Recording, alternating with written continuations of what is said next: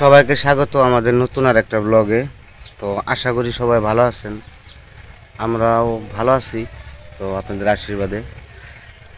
তো সকালবেলায় আপনাদের কিছু বলার জন্য বসে বললাম। আপনাদের অনেকেরই কমেন্ট করছেন যারা, তাদের কিছু বলতে বসলাম আর কি।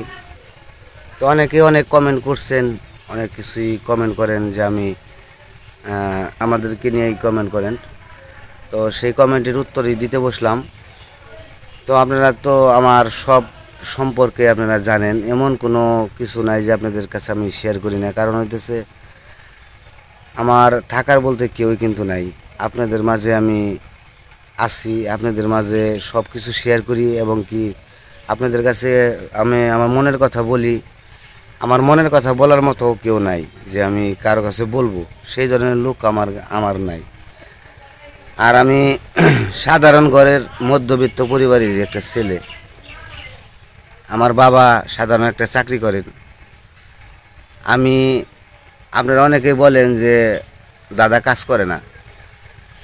তো আমি কাজ করি কি বা করি না সেটা আপনারা হয়তো বা ভিডিওর মাধ্যমে আপনারা আমি দেখাইতে পারি না। আর কাজ ছাড়া এই দুনিয়ায় কেউ বসে খায় না। আমি এত বড় হয়েছি, আমি বিয়ে করছি 10 বছর। এই 10 বছর তো আমি চলছি, আমার 2টা ছেলে আছে। আমি যদি কাজ না করি আমার ছেলে সন্তান বউ বাপরে কি করে খাওয়াই। আবার অনেকে এও কমেন্ট করে বলছেন যে পরের টাকায় খায়। হয়তো বা আপনারা বলতে পারেন, আপনাদের বলার মতো আছে, সিস্টেম আছে, সেই জন্য বলতে পারেন। তো বলার মতো আপনাদের কিছু আছে দেখে বলতে পারেন। আপনাদের বলতে তো কোনো বাধা নাই। কারণ আপনারা অনেক কিছু আছে যা কিনা আপনারা ভিডিও দেখেন, দেখার পরে অনেকে বুঝেও কমেন্ট করেন, অনেকে না বুঝে অর্ধেক ভিডিও দেখেও কমেন্ট করেন, আর অনেকে আছে টাইনা ভিডিও দেখেও কমেন্ট করেন। তো যাই হোক, সেটা হইতেছে আপনাদের ব্যাপার, সেটা আমরা বলবো না। তো আপনাদের কোনো দোষারোপও করবো না যে আপনারা আপনাদের কোনো দোষ দেবো না। তো আসলে কি আমি কাজ করি, ইলেকট্রিক্যালের কাজ করি, আর আমার কাজটা হচ্ছে বিল্ডিং কন্ট্রাকশনের কাজই করি। তো আমি বইসা খাই না। কারণ আমি যদি বইসা খাই আমার জায়গা জমিন নাই। আপনাদের আগেও আমি বলছি যে আমার জায়গা জমিন নাই। আমার থাকার মধ্যে শুধু একটা পুকুর আছে আর আমার বাড়িটাই আছে। আর একটা জায়গা ছিল, সেটা যে বাগান, যেটা আপনাদের মাঝে মাঝে দেখানো হয়, ভিডিওতে দেখেন যে বাগান, কাঠ বাগান ছিল। তো ওই বাগানটা আমাদের ছিল, ওই বাগানটা বিক্রি করে আমার বোনের বিয়ে দেওয়া হয়েছিল। তো আমার বাবা তো ব্যবসায় যাওয়ার পরে অনেক টাকা মের খাইছিল, সেটাও আপনাদের বলছি। তারপরে থেকে আমরা একটু খুব কষ্টেই চলতাম। তারপরে আমার বাবা চাকরি নেয়, চাকরি নেওয়ার পরে আমি কাজকর্মে ঢুকি। তারপরে আস্তে আস্তে একটু আমরা দাঁড়াইছি আর কি। তো তারপরে চলে আসলাম আবার আপনাদের মাঝে, যে কোনো একটা কারণবশত আমি ইউটিউব জগতে চলে আসলাম। তো আপনারা অনেকে আমাকে ভালোবাসা দিচ্ছেন, অনেক ভালোবাসা দিচ্ছেন, আমি অনেক খুশি। তো সবাই তো আসলে ভালো কমেন্ট করবে না, সেটা আমিও জানি। আর সবাই সবাইকে ভালোবাসে না, আর সবাই সবার মনের মতো হয় না, সেটাও আমি জানি। সেটার জন্য আমি মন খারাপ করি না, কিন্তু কিছু কিছু কথাগুলা ভিতরে অনেক আঘাত লাগে। ভুল বোঝাবুঝি যে আমি আমার সৎমায়ের আমি দেখি না, এগুলো কমেন্ট আসে যে সৎমা। অনেকে বলছেন যে আপনি সৎমা কি আলাদা খায় কিনা। ঝামেলা হওয়ার পরে থেকে আমার সৎমা 2-1 দিন 2 ভাগে খাইছে।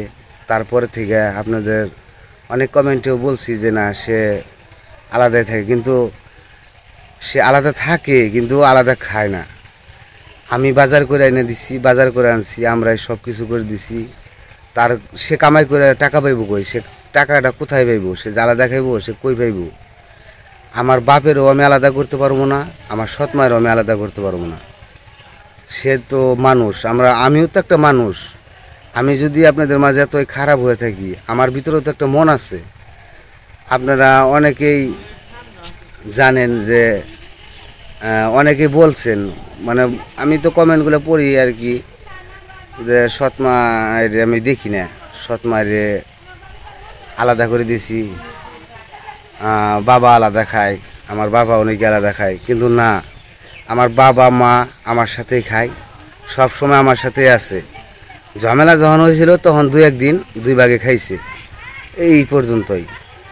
কিন্তু তাছাড়া আলাদা খাওয়ার কোনো সিস্টেম আমি করি নাই, আর কোনো কিছুর অভাবও আমি রাখি নাই। তার যা লাগবো সব আমি কিনে দিছি। এমন কোনো অনেকেরই তো আছে যে সৎমা, তো অনেকেরই আছে। আমার সৎমা আমার সাথে একদিনও কথা বলে না, আমার বউর সাথেও কথা বলে না, কোনো কারোর সাথে কথা বলে না, আমাদের ভালো মন্দ দেখে না। তারপরও আমার সৎমারে কিন্তু আমি আমার কাছে রাখছি, খাওয়াইতেছি, পড়াইতেছি।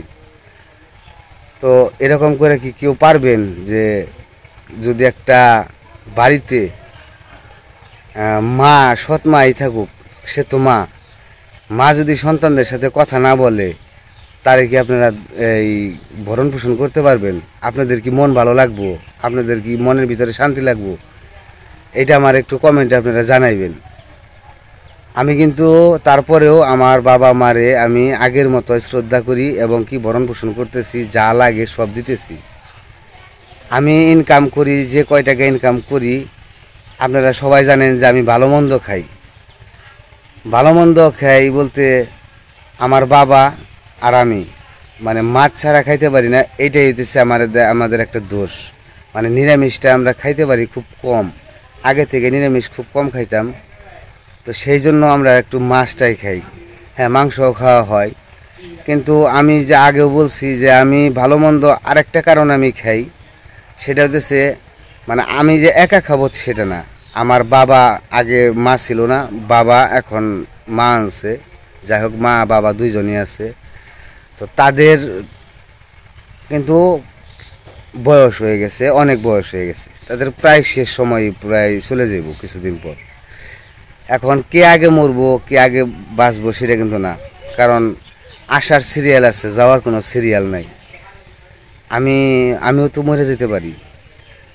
সেই জন্য আমি চিন্তা ভাবনা করি যে আমি যদি একটু আমার বাবা আমারে ভালো মন্দ আমি খাওয়াইতে পারি, অন্ততপক্ষে একটুকু বলতে পারলাম যে না, তাদের একটু মুখে দিচ্ছি। যদি মরেও যাই তারপরেও যাতে তার কাছে একটু বলতে পারি যে না, বাবারে, মারে তো খাওয়াইতে পারি নাই, তো বাবারে কিছু মুখে দিয়ে আসছিলাম, নিজের কামাই করার টাকা দিয়ে কিছু খাওয়াইছি, সেটাই আর কি।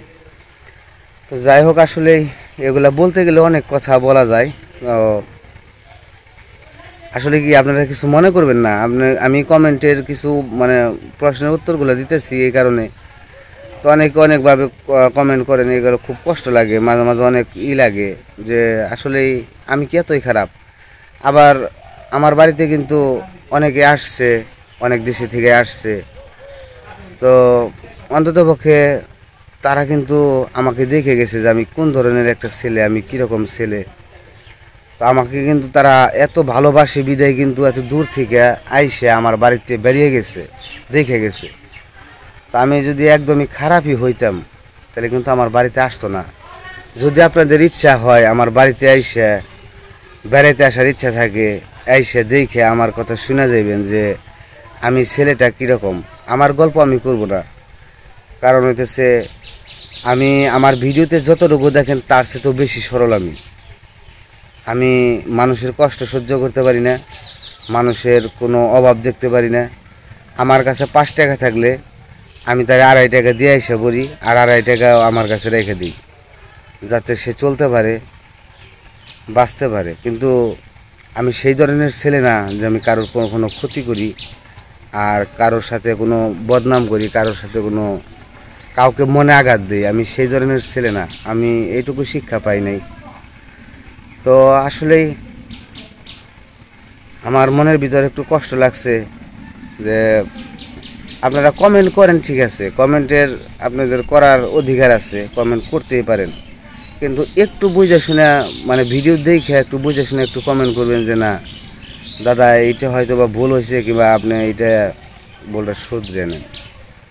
হ্যাঁ, তাহলে একটা মানে লাগে আর কি। তো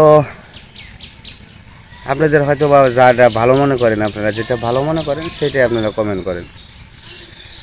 তো যাই হোক, আসলেই অনেক কথাই বললাম। আসলে কি আমার মনের ভিতরে সুখটা আমার মা 10 বছর বলেছে। আমার মা মারা গেছে 15-16 বছর। এই 15-16 বছরের ভিতরে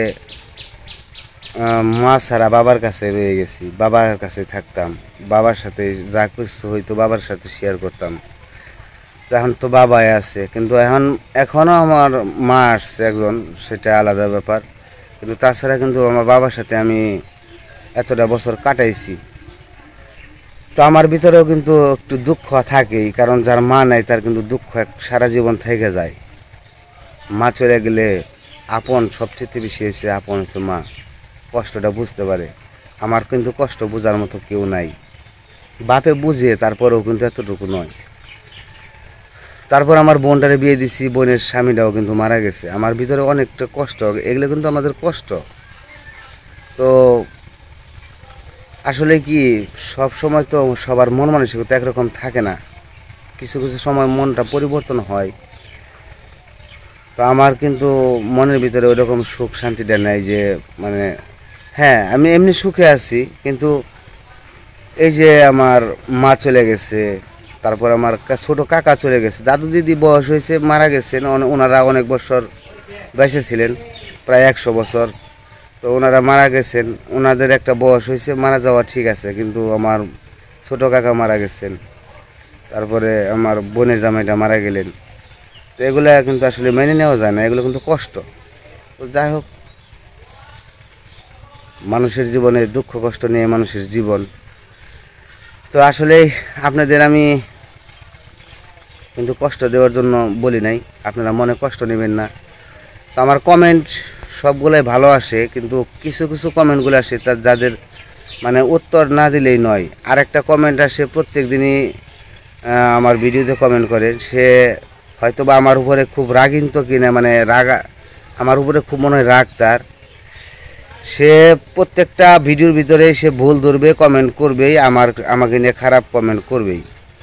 তো যাই হোক, তারে আমি বলি যে খারাপ কমেন্ট করেন কিসের জন্য করেন, হয়তো আপনারা আমাকে চিনেন কিনা জানি না, আমার বাড়ির কাছেরও কিনা জানি না। তো আপনার প্রত্যেকটা কমেন্টেই ভুল আছে, আপনার কোনো কমেন্টের আমি রিপ্লাইও করি না। কারণ হইতেছে আপনি মানুষের ভালো দেখতে পারেন না, আপনি মানুষের ভালো দেখলে সেটা আপনি খুব খারাপ, মানে আপনি খারাপ দৃষ্টিতে দেখেন আর কি। তো আমাকে সত্যি কথা বলতে, তো অনেকে নিলয়ের জন্য গিফট করে, তারপরে মৃত্যুর জন্য গিফট করে। তো গিফট যেগুলো হয়তো বা গিফট পাঠাইতে পারে না বাইরে থেকে, তো টাকা দেয় কিছু কিনে নেওয়ার জন্য। তো আমরা কিন্তু চাই না কখনো তারা ভালোবাসে যে জিনিসটা দেয় সেই জিনিসটা তখন নিতে হয়, এমনভাবে বলে না নেওয়া ছাড়া কোনো উপায় নেই। তো সেই জিনিসটাও আপনারা অনেকে কমেন্টে বলেন যে আমরা দানের টাকায় চলি, আমরা মানে সাহায্য নিয়ে চলি। আসলে কি দান করা এক জিনিস, আর গিফট হচ্ছে আরেক জিনিস, হয়তো আপনারা অনেকেই জানেন। আবার কমেন্টে রিপ্লাইতেও অনেকেই বলে দিচ্ছেন যে, অনেকে তাদেরও বলে দিছে যে গিফটই আর দানই, তারে দান করে নাই, তারে গিফট করছে। অনেকে রিপ্লাইতেও করে দেন, সেটা আমি পড়ি, খুব খুশি লাগে তখন যে না আসলে আপনারা আমাকে ভালোবাসেন বিদায় রিপ্লাইগুলো করে দেন। তো আসলেই আমি চাই না যে আমি দানের টাকায় আমি চলি, আমি এটাও চাই না যে আমি দানের টাকায় চলি। আমাকে গিফট করলে একটা মানুষ, আপনারাও কিন্তু আপনাদের বন্ধু বান্ধব যারা আত্মীয় স্বজন যারাই আছে, দূর দূরান্তে যারাই আছে, আপনাদের কিন্তু অনেকে গিফট করে, যে এমন না যে গিফট করে না। তো গিফট করা একটা জিনিস, সেটা কি দানের পর্যায়ে পড়ে যায়? আপনারা কি গিফট করেন না? আপনারা কি কোনো অনুষ্ঠানে গেলে গিফট করেন না? কোনো অনুষ্ঠান হলে তো আপনাদের অবশ্যই একটা গিফট নিয়ে যান। তো সেরকমভাবে কিন্তু আমাকেও ওইরকমভাবেই আমার এক ছেলের জন্মদিন গেছে, তো জন্মদিন হিসাবে আমার ছেলের সাইকেল দিছে এক আন্টি, হ্যাঁ সেটা দিছে। আমি তো সেটা মানতেছি যে তারা আমাদের ভালোবাসা গিফট করছে, তাদের ভালোবাসাটা অনেক বেশি, আমাকে অনেক বেশি ভালোবাসে, আমাদের সবাইকে ভালোবাসেন বিদায় তারা দিছে, তারা মন থেকে দিছে, তাদের দেওয়ার ইচ্ছা আছে, মন থেকে দেওয়ার ইচ্ছা আছে, তারা দিছে। তো তো সেটা তো আমাদের কোনো দোষ নাই, আমরা তো তাদের কাছে চাই নাই, তারাই বরং উপর দিয়া সে মানে আমাদের ভালোবাসা জিনিসটা দিছে। তো ভালোবাসার জিনিসটা তো মানে করা যায় না, ভালোবাসাটা অনেক বড় জিনিস। ভালোবাসলে আমিও তাদেরকে অনেক ভালোবাসি, তারা আমার সাথে সবসময় যোগাযোগ করে, কথা বলে। তো যাই হোক, আপনাদের অনেক কথা বললাম, আসলে এইটাই বলার ছিল। আসলে দুঃখ লাগে তো মাঝে মাঝে, কারণ আমি আগেও বলছি যে আমার দুঃখ কষ্ট এমনও আছে, আপনারা শুনলে আপনারাও কান্না করবেন, খুব কষ্ট পাবেন।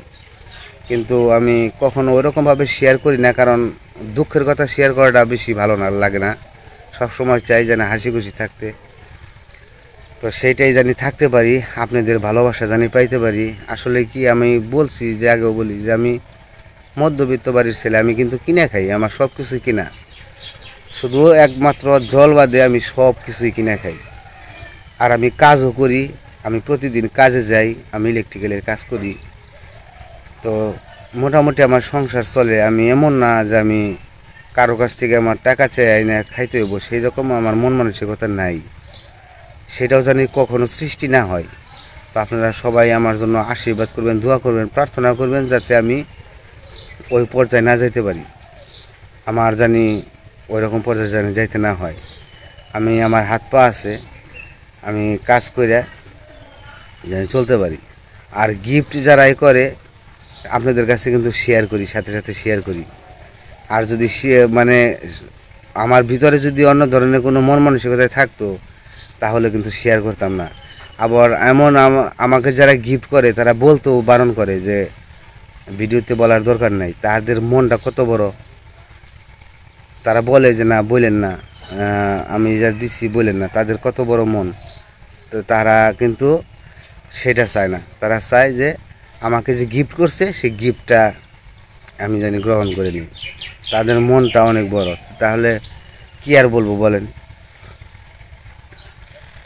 তো যাই হোক, সবাইকে অনেক কথা বলছি, আপনাদের আমি আবারও বলি আমি ক্ষমা প্রার্থী, আমার যদি ভুল ত্রুটি হয়ে থাকে ক্ষমা করবেন।